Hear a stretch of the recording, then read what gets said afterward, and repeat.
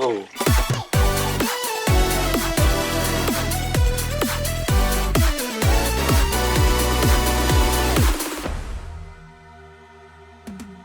Save the clock tower! Here, let me give you the number.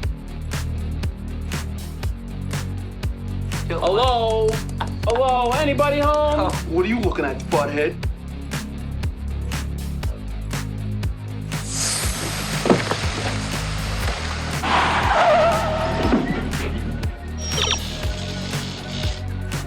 He's a peeping Tom. Welcome to one of the most beloved films of all time, Back to the Future. Released in 1985, this science fiction adventure comedy not only captivated audiences with its clever time travel premise, but also became a cultural phenomenon that continues to influence pop culture today. From its humble beginnings and rocky development to its groundbreaking production, iconic cast, and lasting legacy, let's uncover the story of Back to the Future.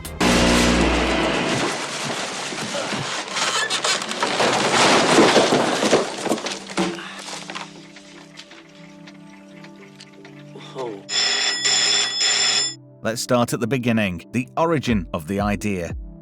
The concept for Back to the Future was sparked in 1980 by screenwriter Bob Gale. While visiting his parents in St. Louis, Missouri, Gale stumbled upon his father's high school yearbook. Flipping through the pages, he discovered that his dad had been the class president. This got Gale wondering, if I'd gone to high school with my dad, would we have been friends? The simple question ignited the core theme of the film, exploring generational differences through time travel. Gale teamed up with director Robert Zemeckis, his collaborator from film school, to develop the script. The early drafts were quite different from the final product. Initially, the time machine wasn't a sleek DeLorean, but a stationary device made from an old refrigerator. To power it and send Marty back to the future, they envisaged a dramatic nuclear explosion at a test site in Nevada, with Marty and Doc sneaking onto the grounds. Another wild idea involved a popular carbonated cola drink playing a role in fueling the time machine. Talk about product placement gone nuclear. But safety concerns arose. Producers worried kids might mimic the film and climb into real refrigerators, so the idea was scrapped. In those early versions, Doc Brown was simply called Professor Brown, and he owned a pet chimpanzee instead of a loyal dog Einstein. Marty's character also evolved. At one point, he was a video pirate dealing in bootleg tapes, which was toned down to make him more relatable as a rock-loving teen. Getting the film made wasn't an easy feat. The script, written by Gale and Zemeckis, was rejected over 40 times. If at first you don't succeed, try again. Some sources say as many as 44 by every major studio in Hollywood. Why? Many executives thought it was too tame compared to the raunchy teen comedies popular at the time, like Porky's or Fast Times at Ridgemont High. Others dismissed it because time travel films weren't seen as box office gold.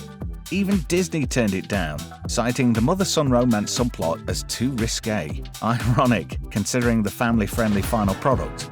But persistence paid off. After Zemeckis scored a hit with his 1984 adventure, Romancing the Stone, starring Michael Douglas and Kathleen Turner, Universal Pictures took notice. Steven Spielberg, who had mentored Zemeckis and Gale, came on board as an executive producer through his Amblin Entertainment Company. Spielberg's involvement was crucial. He helped secure the $19 million budget and gave the project credibility. However, studio head Sidney Sheinberg had notes. He wanted to change the title to Spaceman from Pluto, inspired by a line in the script about Marty's 1955 classmates thinking he's an alien. Spielberg cleverly deflected this by sending a memo thanking Sheinberg for his humorous suggestion, pretending it was a joke. The title stuck as Back to the Future. Casting the film brought its own set of challenges and surprises. Michael J. Fox was always Zemeckis' first choice for Marty McFly, the quick-witted skateboarding teen hero.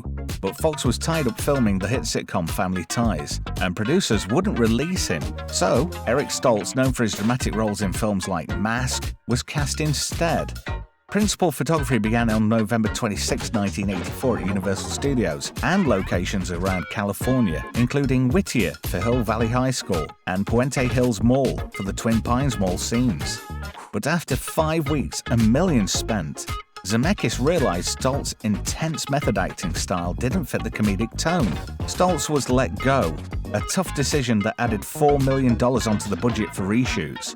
Fox was finally convinced to join, but his schedule was grueling.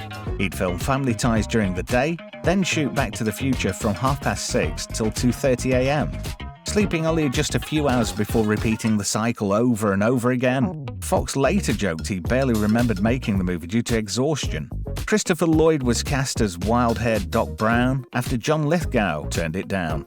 Lloyd drew inspiration from Albert Einstein and conductor Leopold Stokowski for Doc's manic energy and distinctive look. Leah Thompson played Marty's mother, Lorraine, nailing the dual role of downtrodden 1985 version and vivacious 1955 teen. Crispin Glover portrayed the awkward George McFly, and Thomas F. Wilson brought bully Biff Tannen to life, improvising lines like, "Make like a tree and get out of here." Claudia Wells was Jennifer Parker, Marty's girlfriend, though she was recast in the sequels due to family commitments. Now let's jump to the plot. Based purely on facts, no spoilers beyond the essential.